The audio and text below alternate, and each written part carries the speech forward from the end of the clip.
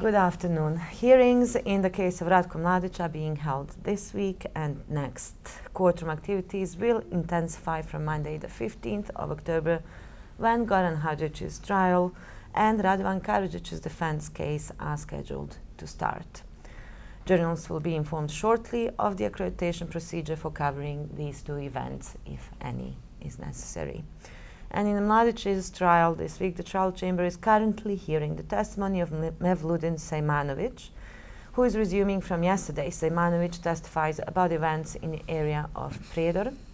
He was one of the founders of the Party for Democratic Action, SDA, in Prijedor, and according to the prosecution summary, later detained in Trnopolje and Omarska camps.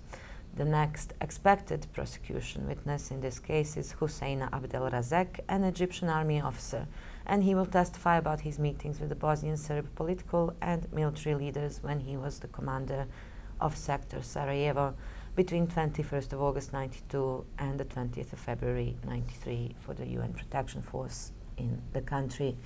Karadžic submitted on Monday the list of 6 witnesses he intends to call during the first week of the presentation of his defense case. That is from Monday the 15th of October onwards. The list can be obtained from the court records database online or from the media office directly. And elsewhere, the tribunal's new deputy registrar, Ms. Kate McIntosh, took office on Monday. Ms. McIntosh is a former staff member of the ICTY and ICTY and has extensive experience in international criminal justice, post-conflict interventions, and humanitarian policy and advocacy. Ms. McIntosh is the first female deputy registrar since the establishment of the tribunal, and her full biography is available on our website. And lastly, I have the pleasure to introduce Ms. Magda Spalinska, who has recently been appointed the tribunal spokesperson for registry and chambers. Magda has long-term experience of the tribunal, having worked for more than 5 years as outreach officer in The Hague. She has in-depth knowledge of the former Yugoslavia and speaks the local languages fluently. Prior to joining the tribunal, Magda worked for several years in the region of the former Yugoslavia and also has journalistic experience from her native Poland. She will be assuming her responsibilities, including representing the chambers and registries at these briefings over the coming weeks, and her contact details will be sent out in a press advisory shortly.